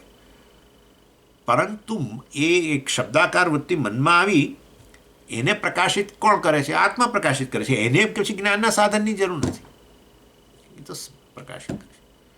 સમજી, બાહ્ય જગતને આત્મા પ્રકાશિત ન કરે, ઇન્દ્રિયોની જરૂર પડે. પણ બાહ્ય જગત ક્યાં? બાહ્ય જગત જે છે પ્રકાશિત ક્યાં થાય છે? મનમાં. મનમાં તમારે વૃત્તિ ઉત્પન્ન ન થઈ, બાહ્ય વિષય જે પણ છે એની વૃત્તિ ઉત્પન્ન ન થઈ તો પછી પતી ગયું. એટલે વૃત્તિ ઉત્પન્ન થવી જોઈએ. વૃત્તિ ઉત્પન્ન થઈ તો એને કોણ પ્રકાશિત કરે છે? આત્મા પ્રકાશિત કરે છે, ઇન્દ્રિયો નહીં. અને આત્મા સ્વયં પ્રકાશ હોવાને કારણે એ કોઈ ઇન્દ્રિયો વગેરેનો સહાય લીધા વગર જ આખું બાહ્ય જગત જે મનમાં આવે છે વૃત્તિઓના રૂપમાં, શબ્દાકાર વૃત્તિ, સ્પર્શાકાર વૃત્તિ, બધી એ વાસ્તવમાં એને પ્રકાશિત કરે છે. અને સપના જગતમાં વાસનામય જગત છે તો એને સીધું પ્રકાશિત કરે છે. જે પણ વૃત્તિઓ ઉત્પન્ન થતી હોય સપના જગતમાં એને સીધું પ્રકાશિત કરે છે. એટલે એનો અર્થ એવો થયો કે આત્મા કોઈ પણ જ્ઞાનના સાધન વગર બધું જ પ્રકાશિત કરે છે. યહ સ્વયં સર્વમ પશ્યતિ.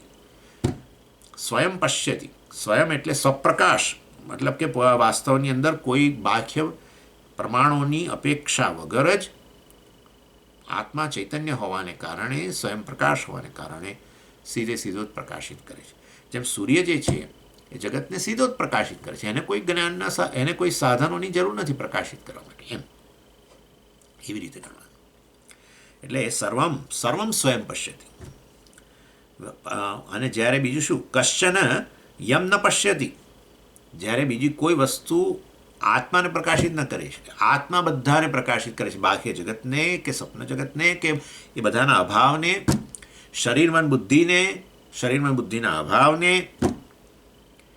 સ્મૃતિના અભાવને, ઇન્દ્રિયોના અભાવને પ્રકાશિત કરે જ છે. કોણ અનુભવ કરે છે? આંખ હવે નથી જોતી, સ્વામીજી નથી જોઈ શકતી, એક આંખ નથી જોઈ શકતી. શેને કારણે? આવો અનુભવ કેવી રીતે થયો? કોને થયો? મને જ થયો સ્વામીજી. હું જ કહું છું તમને કે આ મારી આંખ નથી જોઈ. એટલે એનો અર્થ થયો કે હું વાસ્તવની અંદર બધી જ વસ્તુઓને હું જ પ્રકાશિત કરું છું. એટલે ચક્ષુના અભાવના આકારની વૃત્તિ મનમાં ઉત્પન્ન થાય. ચક્ષુ નથી હવે મારે, હું જોઈ નથી શકતો, એવી વૃત્તિ ઉત્પન્ન થાય. વૃત્તિને પ્રકાશિત કરો એવી રીતે. એટલે વાસ્તવની અંદર ચક્ષુ જોઈ નથી શકતી એનો અનુમાન સમજી થાય છે મનમાં. સારું, અનુમાનની વૃત્તિને પ્રકાશિત કરે. દૂર ડુંગરા પર રહેલો છે અગ્નિ, સીધે સીધો આંખથી નથી દેખાયો, તો પછી એ અગ્નિ કેવી રીતે પ્રકાશિત થયો? એ અગ્નિ સીધો દેખાય તો અનુમાન કરવાની જરૂર નથી. ધુમાડો આંખથી પ્રકાશિત થાય છે, એ પણ ધુમાડો માટે અગ્નિ છે. એ અગ્નિ એ પરોક્ષ અગ્નિ કેવી રીતે પ્રકાશિત થાય? મનમાં. હે તો મન એટલે એ અગ્નિને પ્રકાશિત કરવા માટે મનની જરૂર પડી. પણ એ વૃત્તિ જે ઉત્પન્ન થઈ, અગ્નિ રહેલો છે, એને કોણે પ્રકાશિત કરી? વૃત્તિ, મનની વૃત્તિને, આત્માએ. એટલે પરોક્ષ વસ્તુ પ્રકાશિત થાય, પ્રત્યક્ષ વસ્તુ પ્રકાશિત થાય, બધું પ્રકાશિત થાય છેવટે અહીંયા મનમાં, વૃત્તિના રૂપમાં. પણ એ વૃત્તિને કોણ પ્રકાશિત કરે છે? આત્મા સીધો જ. એને કશાની જરૂર નહીં. માટે સ્વયં સર્વમ, પ્રત્યક્ષ પરોક્ષ જે પણ છે બધાને એ પશ્યતી, એના દર્શન કરે છે. હું અહીંયા કહ્યું એટલે આ નિત્ય, એને તમારે કેવું હોય તો નિત્ય અનુભવ કરનાર. સામાન્ય રીતે આપણે કહીએ ને અનુભવ કરનાર, એટલે અનુભવિતા, એક્સપિરિયન્સર. એટલે કે અનુભવિતા હોય સ્વામીજી, તો પછી વાસ્તવની અંદર અનુભવનો વિષય હોય તો અનુભવિતા કહેવાય. અનુભવનો વિષય ન રહ્યો તો અનુભવિતા કેવી રીતે કહેવાય? અરે ભાઈ, એ અનુભવનો વિષય ન રહ્યો, એની ગેરહાજરીનો અનુભવ કરનારો એમ. નહીં તો તમે બોલી જ ના શકો. ગેરહાજરીનું જ્ઞાન થયું, ગેરહાજરીનો અનુભવ થયો, બસ તો પછી અનુભવ કરનારો છે હોવો તો જોઈએ, ચેતન તો હોવો જ જોઈએ. એટલે આત્માને આપણે નિત્ય અનુભવિતા કહી શકીએ. નિત્ય અનુભવિતા કહીએ ત્યારે તમારે સમજવાનું કે વસ્તુની હાજરી કે વસ્તુની ગેરહાજરી, શરીરમાં બુદ્ધિની હાજરી કે શરીરમાં બુદ્ધિની ગેરહાજરી, દેશકાળ જગતની હાજરી કે દેશકાળ જગતની ગેરહાજરી, બધાને પ્રકાશિત. આ બહુ બહુ જ, આ હું જે તમને આજે જે કહી રહ્યો છું એને નિધિધ્યાસન માની લેજો. આનાથી બીજું ઉત્તમ નિધિધ્યાસન છે નહીં, આની ખાતરી રાખજો. આનાથી સીધું આત્માના સ્વરૂપને જાણવા માટે આનાથી આગળ બીજું કશું નથી. આ નહીં સ્વામીજી, બીજી રીતે.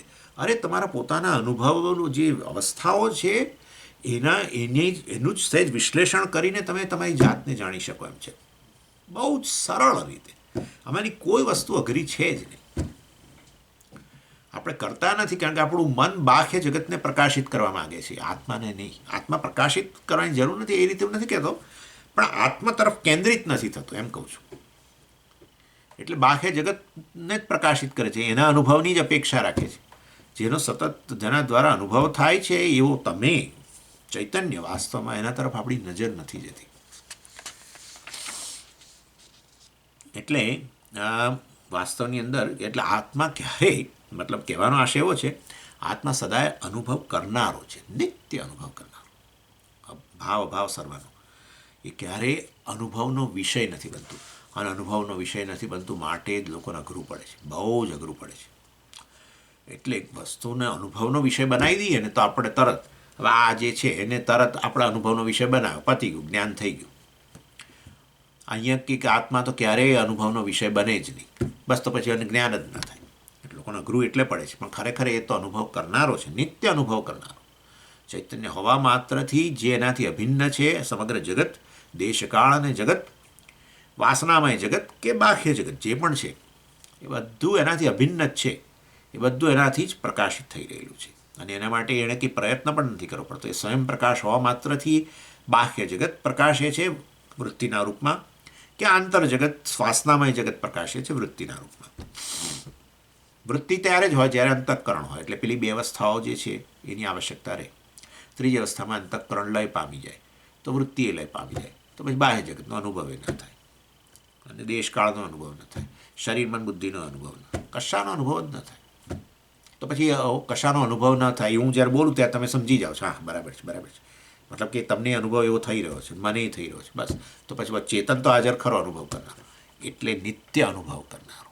હું સદાય અનુભવ કરનારો છું. હું અનુભવનો વિષય કદી બનતો જ નથી, ગમે એટલું કરીએ તો પણ. માટે ઘણા લોકોને અઘરું પડે છે.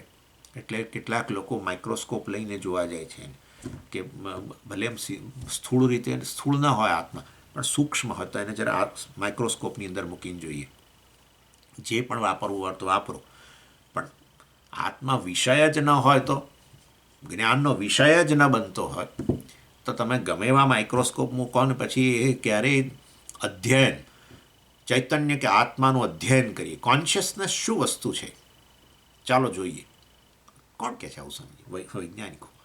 એટલે એ લોકો બિચારાઓ કહે છે કે આ જે છે આત્માનું સ્વરૂપ એવું છે વાસ્તવની અંદર કે એ એટલે એ લોકો કહે છે આ કોન્શિયસનેસ એ ઇટર્નલ મિસ્ટરી છે. એ ગહન છે વસ્તુ. આ એક બહુ મિસ્ટિક લાગે છે. મિસ્ટિક એટલે એ લોકો એવું ના કે પણ મિસ્ટરી મતલબ કે એ બહુ અઘરું છે. પણ અઘરું બને જ ને, કારણ કે વિષય જ નથી.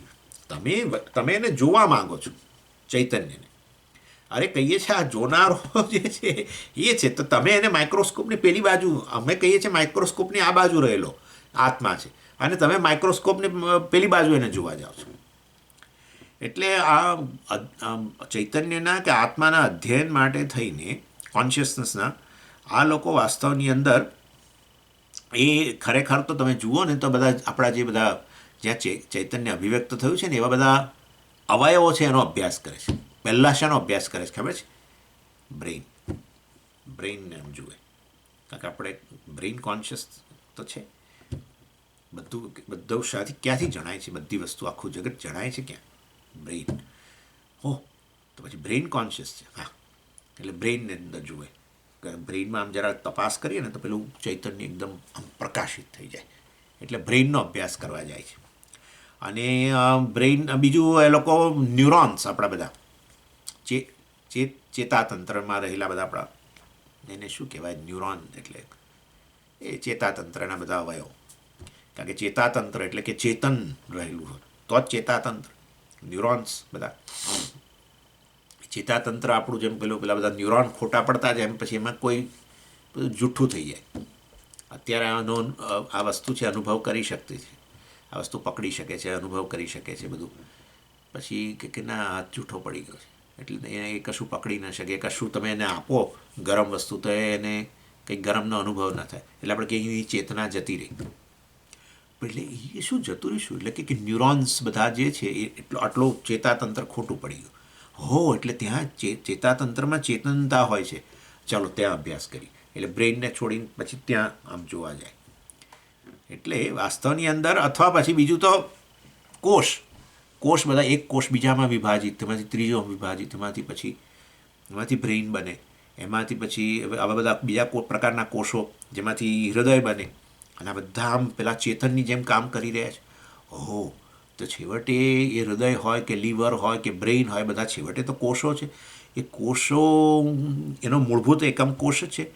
તો પછી આ બધા જો ચેતન હોય, આ બધા હૃદય વગેરે કિડની આ બધા લોકો એકદમ ચેતનની રીતે કામ કરતા હોય, તો એ બધા કોષો છે એ ચેતન હોવા જોઈએ. એનું મૂળભૂત એકમ જ ચેતન હોવું જોઈએ. એની અંદર જોવા જાય.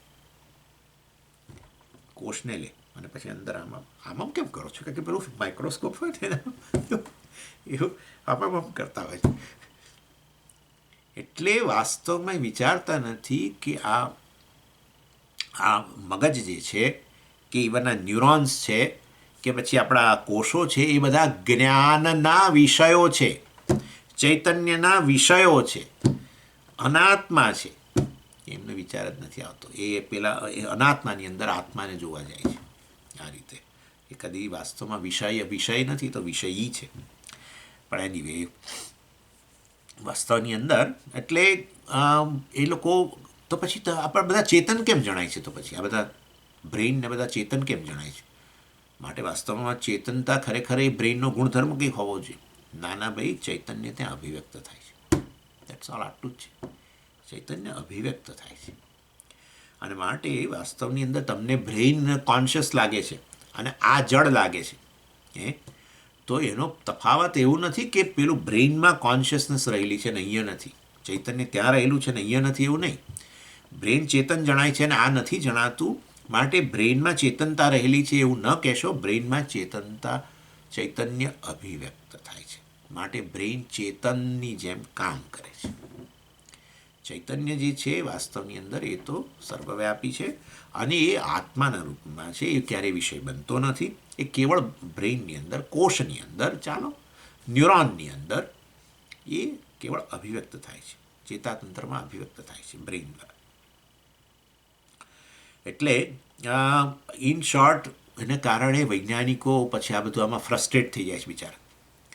એટલે તમે જુઓ તો આ ચૈતન્ય વિશે એ લોકો બહુ અભ્યાસ કરે છે, કારણ કે એને તમે ખાળી તો ન શકો, કારણ કે જગતમાં કેટલીક વસ્તુઓ ચેતન જણાય છે, જેમ કે તમે હું વગેરે, કેટલીક વસ્તુઓ જળ જણાય છે, આ બધા પહાડો વગેરે.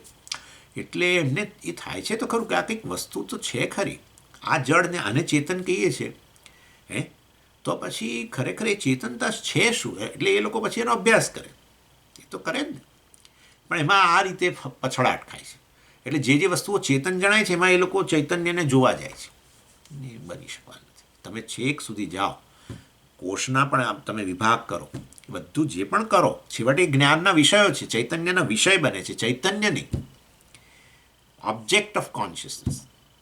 અને માટે ખરેખર એના માટે માઇક્રોસ્કોપ કે એ બાજાની જરૂર જ નથી, ખાલી એના માટે શાસ્ત્ર લઈને બેસવાની જરૂર છે. અને પણ એ લોકો ન કરે. એટલે કોઈ પણ વૈજ્ઞાનિક આજ દિન સુધી કહી શક્યો નથી કે આ ચૈતન્ય શું વસ્તુ છે, ન જ કહી શકે. એના માટે એ લોકોએ શાસ્ત્ર પાસે જવું પડે. એ લોકો કહે છે કે આ ઇન્સ્ટ્રુમેન્ટને જ બાજુએ મૂકી દો બધા. વાસ્તવની અંદર શાસ્ત્ર શું કહે છે ચૈતન્ય માટે એ જરા નજર કરો. શાસ્ત્ર શું કહે છે કે ચૈતન્ય છે, આત્મા છે, સ્વતંત્ર વસ્તુ છે. એ આનો ભાગ નથી, મગજનો ભાગ નથી, કે વાસ્તવમાં એ આ ન્યુરોન્સની ઉપજ નથી એ વગેરે. એ સ્વતંત્ર વસ્તુ છે. તો પછી હું આ બધા આ મગજ વગેરેમાં ચેતનતાનો અનુભવ મને કેમ થાય છે? કારણ કે ન્યુરોન્સમાં કેમ થાય છે? એનો અર્થ એવો નથી કે મગજ ચેતનતાની ઉત્પત્તિ કરે છે, ચૈતન્યની ઉત્પત્તિ કરે છે. ન્યુરોન્સ પણ ચૈતન્યની ઉત્પત્તિ નથી કરતું, પરંતુ એ બંને માધ્યમો છે. ચાલો એમાં આપણે અત્યારે મગજ પર વાત કરીએ. મગજ જે છે વાસ્તવમાં કેવળ માધ્યમ છે. શેના માટે? ચૈતન્ય, સર્વવ્યાપી ચૈતન્યની અભિવ્યક્તિ થવા માટે. બસ આટલું છે. એટલે એ રીતે તમે આ મગજને એટલી ક્રેડિટ આપી શકો કે કંઈક એવા પ્રકારનું સ્પેશિયલ મટીરિયલમાંથી બન્યું છે કે જ્યાં ચૈતન્ય અભિવ્યક્ત થાય છે, અને આમાં અભિવ્યક્ત થતું નથી. સર્વવ્યાપી હોય તો પછી અહીંયા અભિવ્યક્ત થવું જોઈએ, ને અહીંયા મગજમાં અભિવ્યક્ત થવું જોઈએ. પણ ના, મગજ કોઈ સ્પેશિયલ મટીરિયલમાંથી બન્યું છે, અને માટે ત્યાં અભિવ્યક્ત થાય છે, આમાં અભિવ્યક્ત થતું નથી. આ ચૈતન્ય જ છે. ચૈતન્ય એને વ્યાપીને રહેલું છે અને મગજને વ્યાપીને રહેલું છે. પણ ચૈતન્ય મગજને વ્યાપીને રહેલું છે ત્યારે ચૈતન્ય મગજમાં ચૈતન્ય રૂપે અભિવ્યક્ત થાય છે. ચેતનતા એના સ્વરૂપ રૂપે અભિવ્યક્ત થાય છે, માટે મગજ ચેતન બની જાય છે, જ્યારે અહીંયા નથી થઈ શકતું, એમ કહેવાનો આશય છે. કારણ કે ચૈતન્ય અભિવ્યક્ત થતું નથી, માટે આ જડ જણાય છે. એનીવે, એટલે હંમેશા ચૈતન્ય જે છે એ તો કેવળ સર્વનો અનુભવ કરનાર છે, એ ક્યારેય અનુભવનો વિષય ન બની શકે. એટલે કે છે યહ બુદ્ધ્યાદિ ચેતયતી, એટલે કે આ બુદ્ધિ વગેરે, એટલે બધું આવી ગયું, તમારે ગણી લેવાનું. બુદ્ધિ, મન અથવા બુદ્ધિ, ઇન્દ્રિયો, બુદ્ધિનો અર્થ આપણે અંતઃકરણ કર્યો છે, તો અંતઃકરણ હોય, ઇન્દ્રિયો હોય, પ્રાણ હોય, કે આ સ્થૂળ શરીર હોય, બધાને ચેતયતી, એ બધાને એ વાસ્તવની અંદર ચેતનતા પ્રદાન કરે છે, ચેતનતાનું દાન કરે છે, અથવા ચેતનતા એને ઉછીની આપે છે, એમ કહો, જે કહો તે. અથવા પેલા બધા ઉછીનું લે છે, એમ કહો, શરીર, મન, બુદ્ધિ. એટલે આ રીતે આત્મા જે છે વાસ્તવની અંદર ચેતયતી, સર્વને ચેતનતા પ્રદાન કરે છે, આ બધાને. અને સર્વને એટલે આ શરીર, મન, બુદ્ધિને. એનીવે, અને જો આ આત્મા અર્થાત આ મન જે છે આ રીતે ઉછીનું લેતું હોય ચૈતન્ય આત્મા પાસેથી, તો મનની અંદર એવો સ્પેશિયલ એવો ગુણ હોવો જોઈએ જે આ રીતે ઉછીનું લઈ શકવાની, અને એમાં ક્ષમતા હોય, જેને કારણે મન ચેતન બની જતું હોય, બુદ્ધિ ચેતન બની જતી હોય. અને એ મનની વિશેષતા છે. જ્યારે વાસ્તવની અંદર, અને આ વસ્તુ સરળ છે, આપણે ઉદાહરણ આપીએ ને તો તરત સમજી જવાય. ઇલેક્ટ્રિસિટી છે એ પાણીમાંથી પસાર થાય તો વાસ્તવમાં પાણીને પ્રકાશિત નથી થતું, પણ એ જ ઇલેક્ટ્રિસિટી ટંગસ્ટન વાયરમાંથી પસાર થાય તો ટંગસ્ટન વાયર એકદમ પ્રકાશિત થઈ જાય છે. એટલે એનો અર્થ એવો થયો કે બંને પાણી હોય કે ટંગસ્ટન વાયર હોય છે, તો ભૌતિક વસ્તુ, મહાભૂતો જ છે ને. પરંતુ ઇલેક્ટ્રિસિટી જે છે એની હાજરી ક્યાં ખબર પડે છે તમને? ટંગસ્ટન વાયરમાં કે પાણીમાં? પાણીમાં ખબર પડી જતી હોય તો લોકો પાણીમાં પ્રવેશે જ નહીં. ઘણીવાર લોકો પેલી પાણી ગરમ કરવા મૂકે ઇલેક્ટ્રિક એની અંદર, વેસલની અંદર, અને પછી અંદર આંગળી નાખીને જોવા જાય કે ગરમ થયું કે નહીં. ફટ લઈને પેલો એકદમ જ આંચકો લાગે જોરદાર. એનો અર્થ થયો કે ઇલેક્ટ્રિસિટી પાણીમાં હોવા છતાંય એની હાજરી ખબર નથી પડતી. જ્યારે પેલો ટંગસ્ટન વાયરની અંદર તો ફટાક જળહળ જળહળ થવા માંડી. હા, ઇલેક્ટ્રિસિટી છે. એટલે ઇલેક્ટ્રિસિટી છે કે નહીં જાણવા માટે લોકો શું કરતા હોય છે? ચાલુ કરે સ્વિચ. બીજું શું કરે? તો સ્વિચ ચાલુ કરે એટલે ઇલેક્ટ્રિસિટી દેખાય છે? ના, સ્વિચ ચાલુ કરો એટલે પેલી ટંગસ્ટન વાયર પ્રકાશિત થયો, બલ્બ ચાલુ થયો. હા, તો છે. એટલે એક જગ્યાએ ઇલેક્ટ્રિસિટી હાજરી જણાય, બીજી જગ્યાએ ન જણાય. બંને જગ્યાએ હોવા છતાં પણ બસ આટલો તફાવત છે. એક જગ્યાએ ચેતનની હાજરી જણાય, એક જગ્યાએ ચેતનની હાજરી ન જણાય. એવું છે. મનની અંદર ચેતનની હાજરી જણાય, હે ને? મન પ્રકાશિત થઈ ગયું, મન પોતે ચેતન બની ગયું. એટલે મેં પેલું કહ્યું ઉછીનું, મને જાણે ઉછીની લીધું ચૈતન્ય. કોની પાસે? મારી પાસે. હું ચૈતન્ય સ્વરૂપ છું, ખજાનો છું ચૈતન્યનો, માટે મારી પાસે ઉછીનું લીધું. એટલે બ્રેઇન કોન્શિયસ, બ્રેઇનમાં કોન્શિયસનેસ જણાય છે, સાચી વાત છે, પરંતુ ત્યાં અભિવ્યક્તિ છે. ટંગસ્ટન વાયર એ પ્રકારનું મટીરિયલ છે કે જેમાં ઇલેક્ટ્રિસિટીની હાજરી ખબર પડે છે, ઇલેક્ટ્રિસિટી અભિવ્યક્ત થાય છે એમ કહેવાય. જ્યારે પાણી વગેરેની એવું છે કે જેમાં ઇલેક્ટ્રિસિટી હાજર હોવા છતાંય ખબર પડતી નથી. એટલે મન છે આ પ્રકારનું છે. એટલે આ રીતે વિચારજો નિધિધ્યાસન કરતા. આ મન અત્યારે પ્રકાશિત છે, મન ચેતન જણાય છે. કેવી રીતે મન ચેતન છે? કેવી રીતે? અરે ભાઈ, બધું જ્ઞાન ક્યાં તમને થાય છે? બધી વસ્તુનો અનુભવ ક્યાં થાય છે? મન વગર થાય જ નહીં. તો મન દ્વારા અનુભવ થાય છે, માટે મન અનુભવ કરનારું જણાય છે. પણ મન અનુભવ કરે છે એ તો ચેતન છે માટે અનુભવ કરે છે, પણ એ ઉછીનું ચેતન છે અને એ છે સોર્સ. કોણ છે? હું. પણ હું જ મન નહીં હોઉં, કદાચ એવું ના હોય તો પછી મનની ગેરહાજરીની અંદર તમે ન હોવા જોઈએ. જો તમે મન હો, મન ચેતન છે ને સ્વામીજી, ને આત્મા ચેતન ને? હા, મન ચેતન. હા, તો પછી આત્મા જ મન છે, મન જ આત્મા છે, બીજું કંઈ નહીં. હા, સારું, તો પછી મનની ગેરહાજરીમાં તમે ન હોવા જોઈએ. પણ મનની ગેરહાજરીમાં તમે હોવ છો સુષુપ્તિમાં. મનની ગેરહાજરીને પ્રકાશિત કરનારા તમે, માટે તમે ચેતન છો. સમજો આ વસ્તુ બરાબર. મનની ગેરહાજરીમાં તમે હાજર છો અને મનની ગેરહાજરીને પ્રકાશિત કરો છો. એટલે મતલબ આત્મા હું જે આ ગેરહાજરીને પ્રકાશિત કરું છું એવો ચેતન હું મનથી રહિત છું. મન મારું સ્વરૂપ નથી. નહીં તો મનની ગેરહાજરી મારી ગેરહાજરી બની જાય. એટલે અહમ વૃત્તિની ગેરહાજરી ભલે ન હોય, પણ ચેતન રૂપે આ મન, સમગ્ર મન ને અહમ વૃત્તિની ગેરહાજરીને હું પ્રકાશિત કરું છું, માટે હું જ ખરેખર ચેતન છું. ચાલો, એની વે બસ આટલું બહુ છે આજના દિવસમાં. આગળ વધારે ચર્ચા આવતી વખતે કરીશું. ઓમ પૂર્ણમદ પૂર્ણમિદમ પૂર્ણાત પૂર્ણમુદચ્યતે પૂર્ણસ્ય પૂર્ણમાદાય પૂર્ણમેવાવશિષ્યતે. ઓમ શાંતિ શાંતિ શાંતિ. હરિ ઓમ. શ્રી ગુરુભ્યો નમઃ. હરિ ઓમ.